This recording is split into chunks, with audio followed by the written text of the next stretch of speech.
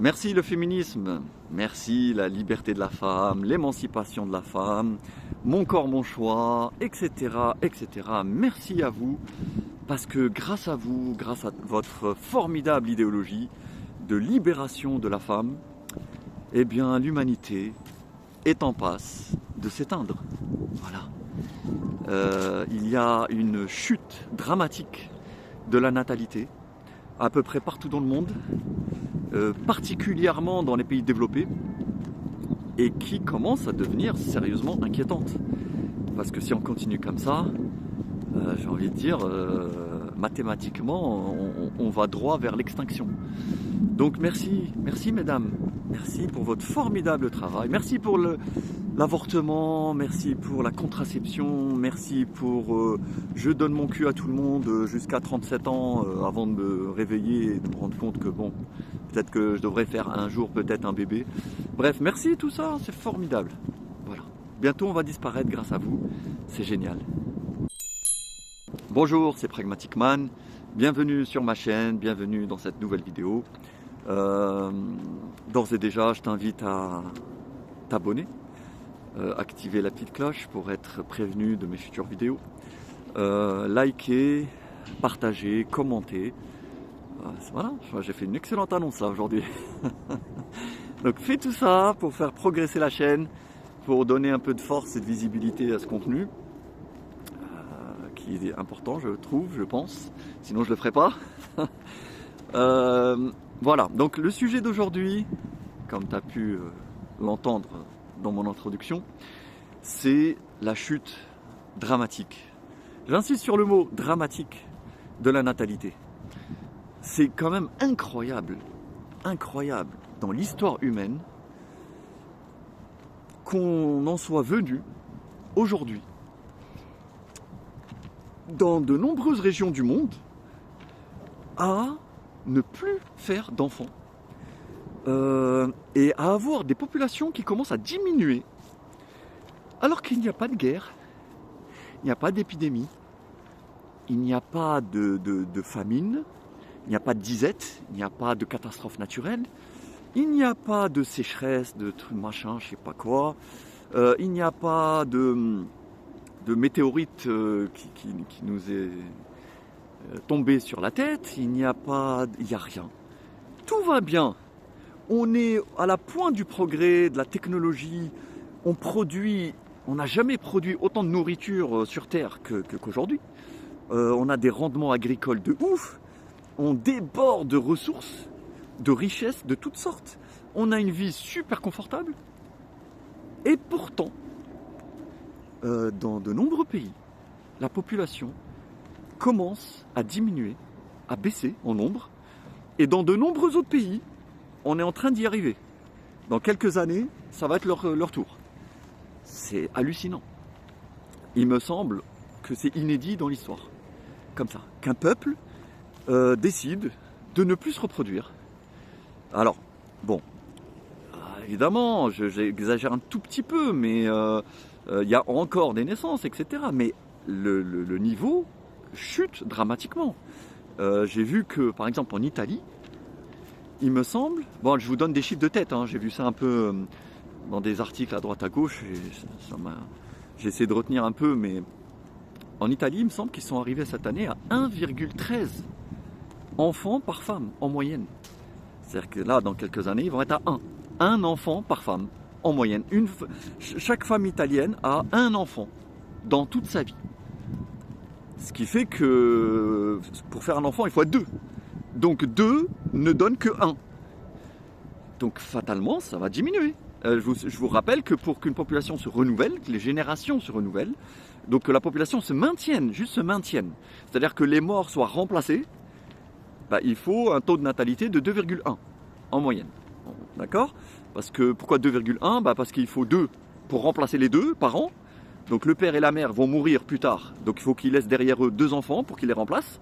Et 1 parce qu'il y a toujours des gosses qui vont mourir d'accidents, ou enfin gosses entre on va dire 0 et 25 ans, tu vois, des jeunes qui vont mourir en moto à 18 ans, des je sais pas quoi, des maladies, des trucs machin. Donc il y a un petit surplus.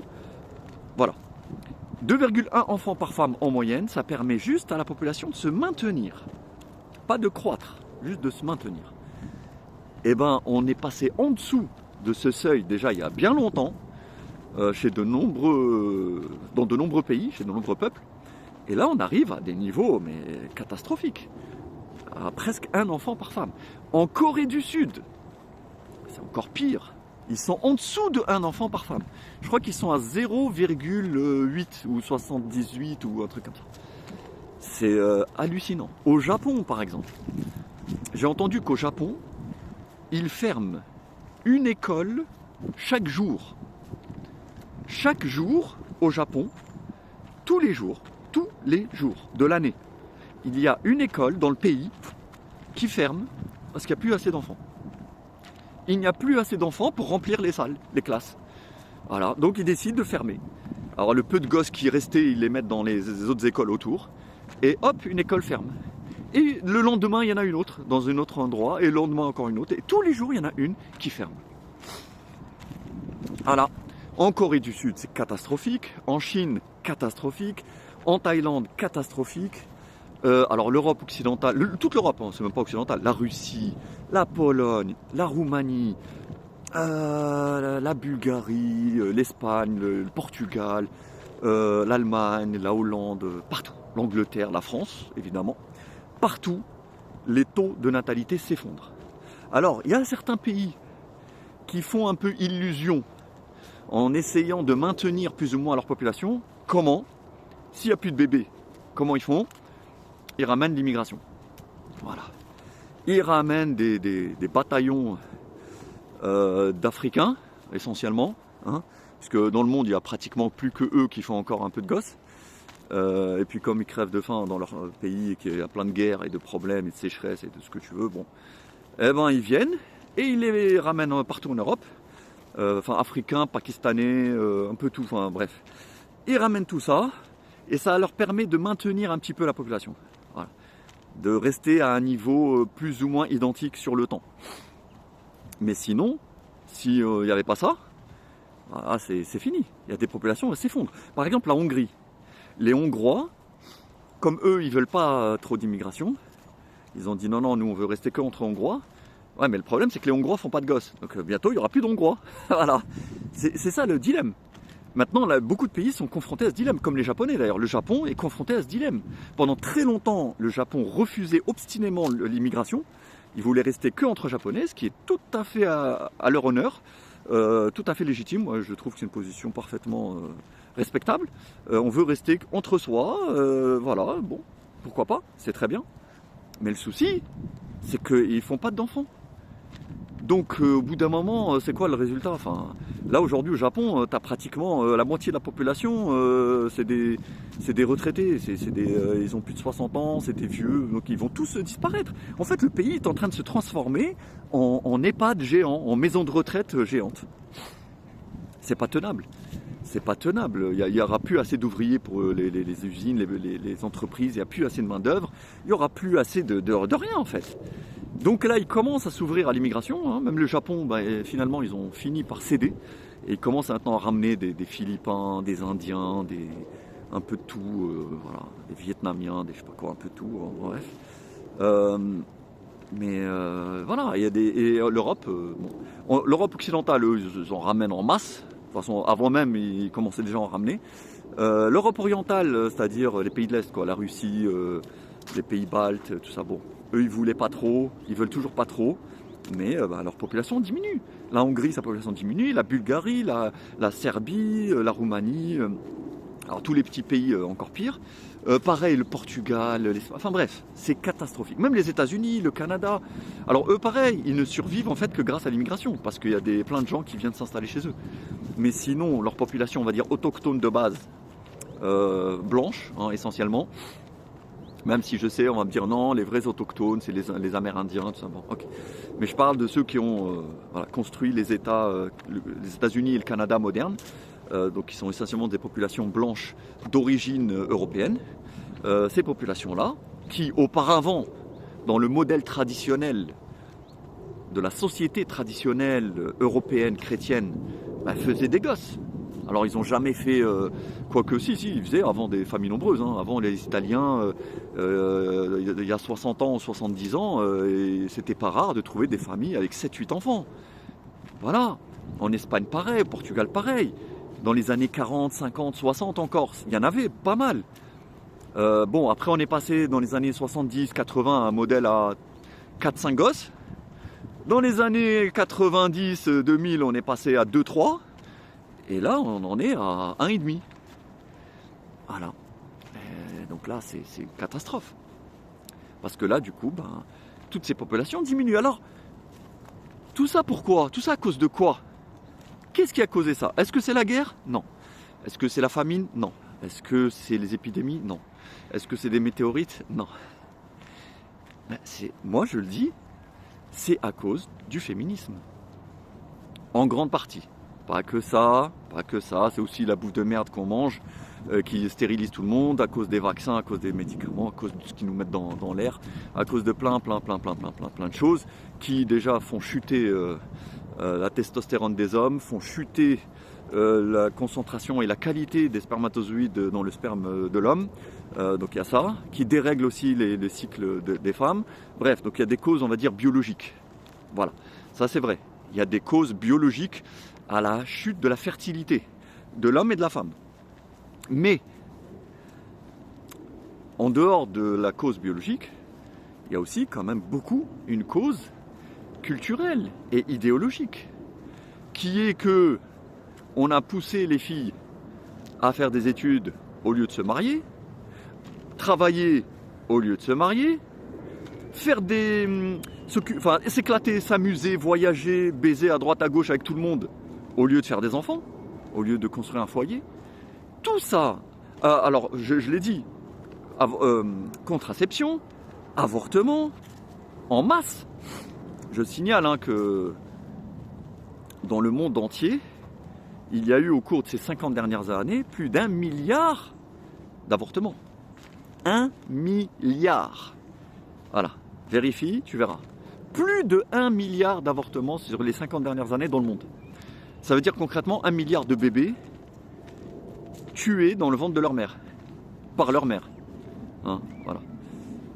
Ce qui pour moi, je sais pas, mais correspond plus ou moins à la définition d'un génocide. Même s'il n'y a pas une volonté coordonnée de toutes ces mères. Bon bref. Mais enfin, on va pas aller trop loin. Mais il y a eu quoi? Même en dehors de ça, la contraception. C'est-à-dire le rapport à la vie, le rapport à la maternité.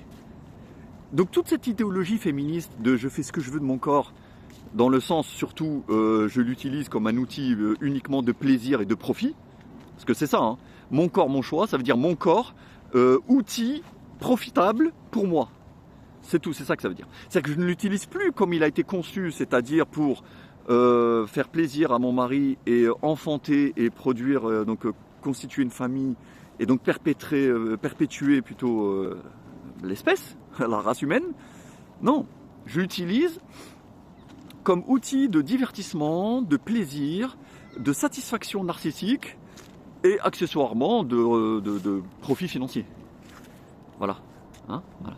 C'est-à-dire que les meufs, de plus en plus, on leur a expliqué que non, éclate-toi, amuse-toi, profite, passe de l'un à l'autre, vas-y, bouge, voilà, mets-toi à poil, donne ton cul à tout le monde, fais-toi plaisir.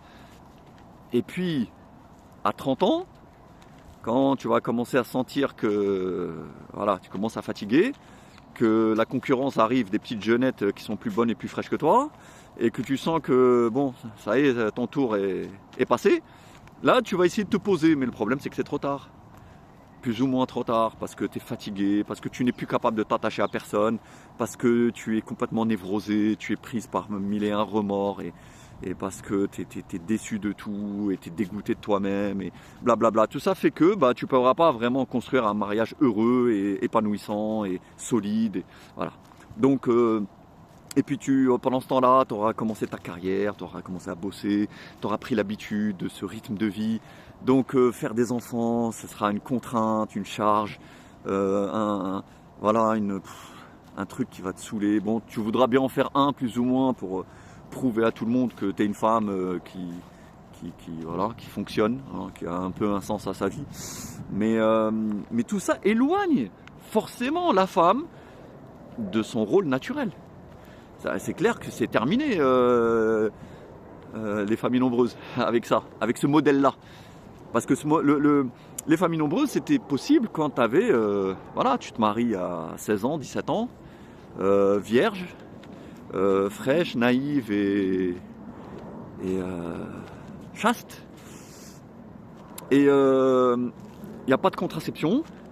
Ton mari couche avec toi tous les soirs. Tu tombes enceinte. La grossesse, l'accouchement, l'allaitement, le blablabla. Et puis après, tu recommences. Et puis il y en a encore un autre. Et puis un autre. Et puis un autre. Voilà. Et au bout de 10e, tu as 35 ans. Là, ça se calme. Et bon, voilà. Enfin bref. Ou à 40 ans. Bon, bref, tu as fait tes 10 gosses. Tu es contente. Et... C'était ça avant le modèle. Mais ça suppose que tu es à la maison, que tu... C'est une vie traditionnelle, voilà. Bon. Et le féminisme est venu dire non, il faut que tu te libères de cette vie traditionnelle, qui est une oppression pour toi. Tu vois, tu es opprimé par les hommes qui t'obligent à faire des bébés, à s'en occuper. Quel malheur terrible tu vis. Tu vois ? Donc il faut que tu t'évades, on va t'aider à sortir de ça. Et à devenir une petite salope sur OnlyFans. C'est beaucoup mieux. Là, c'est beaucoup plus rentable et beaucoup plus amusant. Et voilà, et tu t'affirmes. T'as pas besoin de plaire aux hommes, t'as pas besoin... Enfin, si, justement, pour qu'ils te payent. Mais je veux dire, t'as pas besoin de... Voilà, et encore moins de faire des enfants. Voilà. Quand je vois, par exemple, les programmes de SVT, hein, Sciences de la vie et de la Terre. Ils devraient plutôt appeler ça Sciences de la mort et de la Terre. Hein. Bref, qu'on enseigne au collège aux enfants, sur notamment la reproduction humaine, donc sur la sexualité et la reproduction humaine. 80% de la leçon, c'est comment éviter de tomber enceinte et d'avoir un bébé. C'est incroyable. Les 3/4 de la leçon, c'est ça. Déjà, il te présente la grossesse comme un risque, tu vois, comme presque une maladie qu'il ne faut pas attraper. Attention. Donc préservatif, machin, les moyens de contraception, les trucs, voilà. Mais il te présente ça comme vraiment. Déjà, ouais, il y a eu ça déjà, hein, toute la vague préservatif là, des années 90, sous prétexte de sida, soi-disant. Bon, bref, je vais pas rentrer non plus dans tout ça. Mais déjà ça avait détraqué un peu l'esprit des adolescents. Parce qu'on leur présente le fait d'avoir un bébé comme une terrible chose qu'il faut éviter à tout prix. Voilà. Après, on a ridiculisé l'institution du mariage, la vie familiale, la mère au foyer, le fait d'avoir des enfants, de s'en occuper, à l'ancienne quoi, la vie de nos grands-parents, la vie de... Bon, tout ça a été systématiquement dénigré, moqué, ridiculisé, présenté comme pratiquement fasciste, hein, d'ailleurs, il faut le dire. Et au contraire, la femme, et jusqu'à maintenant, on valorise par exemple les femmes qui disent « Ah non mais moi, je veux pas d'enfants. Alors il y en a c'est pour le climat, il y en a c'est pour lutter contre le patriarcat. Donc je veux je veux devenir desséché, enfin vraiment c'est horrible ce qu'ils ont réussi à mettre dans la tête des femmes. De les convaincre de n'exister que pour bouffer, travailler, dormir. Voilà. Et puis baiser à droite à gauche avec des tocards. Et essayer plein de choses, plein d'expériences qui vont juste les dégrader et les salir encore plus et les détraquer, hein, parce qu'à la fin elles finissent toutes complètement siphonnées du cerveau, hein, elles finissent toutes en dépression, toutes en psychothérapie et en sophrologie et en je sais pas quoi. Parce qu'elles sont voilà, toutes malades, toutes... Voilà. À la fin, bon, elles finissent toutes par sentir un peu l'arnaque. Elles finissent toutes par sentir que leur vie c'est de la merde, qu'elles ont raté leur vie, qu'elles sont passées à côté de l'essentiel. Mais alors il y a celles qui ne voudront pas l'admettre jusqu'au bout, par orgueil, et qui vont se trouver des raisons philosophico-idéologiques de oui mais non, les normes patriarcales, c'est quelque chose de purement construction sociale. Une construction sociale pour une femme d'avoir un bébé. Voilà. et de le laisser vivre et naître au lieu de le tuer. Bref, vont s'inventer des trucs, ou alors les autres vont dire oui, mais c'est à cause des hommes, parce qu'ils ont été méchants avec moi, il n'y en a aucun qui m'a traité comme je le méritais, blablabla. Parce que de toute façon, il faut toujours trouver le moyen de dire que c'est de la faute des hommes. Et puis d'autres vont, je sais pas, d'autres vont commencer à faire de l'astrologie pour voir si demain Mercure est dans la constellation du Taureau, ça veut dire que bon, peut-être qu'un mec voudra bien de moi, ou je sais pas. Bref, c'est vraiment de la folie. Et tout ça, voilà, grâce à cette idéologie féministe. Merci le féminisme. Résultat des courses, et ben maintenant on est dans des sociétés où on se marie plus, où on fait plus d'enfants. Et donc on commence à arriver à un point où la population diminue. Donc on va petit à petit, là, on va petit à petit vers l'extinction. Voilà, vers la mort. Vers la mort. Donc moi je le dis clairement, le féminisme est une idéologie mortifère. C'est une idéologie qui finalement, quand on la met en pratique, quand on la met en place, quand on la concrétise et qu'on la généralise massivement donc dans une population, conduit à la mort.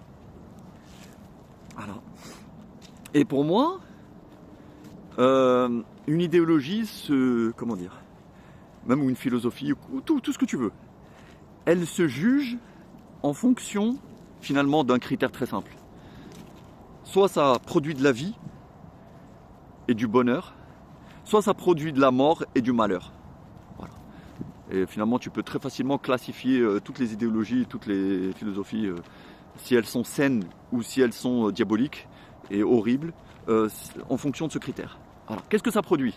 Est-ce que ça produit un surcroît de vie, de joie, de bonheur dans une société? Ou est-ce qu'elle produit de la dépression, de la solitude et de la mort? Voilà. Je crois que, comme diraient d'autres, la question est vite répondue. Voilà ce qu'on vit. Donc merci mesdames, bravo. Bravo pour votre formidable émancipation, votre liberté, les droits de la femme, l'égalité. Voilà. Donc ça va être l'égalité dans le cimetière, finalement. C'est magnifique. À la fin, ils vont lutter pour avoir... ils vont dire, ouais, pourquoi les tombes des femmes sont plus petites? Je sais pas, ils vont se trouver jusqu'au bout du bout, un délire sur... Et puis, ça montre aussi qu'elles sont prêtes à vraiment à nous emmener jusqu'au fond du trou avec elles, quoi. À aucun moment, elles se disent, mais attends, on va où comme ça, là? Non. Elles voient qu'elles vont dans le mur, elles voient que tout est en train de s'effondrer, mais elles continueront jusqu'au bout. C'est vraiment dramatique. C'est vraiment dramatique, mais bon. C'est comme ça. Il faut s'accrocher à l'espérance d'une délivrance finale, même si je peux pas aller trop loin dans ça. Je vais pas développer ce point. Mais voilà, quoi. Il ne reste plus que ça. Bon, voilà, je voulais juste partager avec toi un peu cette réflexion. Peut-être inspirer quelques-uns dans leur cheminement de pensée. Et sur ce, je te dis, fais des enfants, si tu peux. Et porte-toi bien surtout, prends soin de toi. Et à très bientôt. Salut.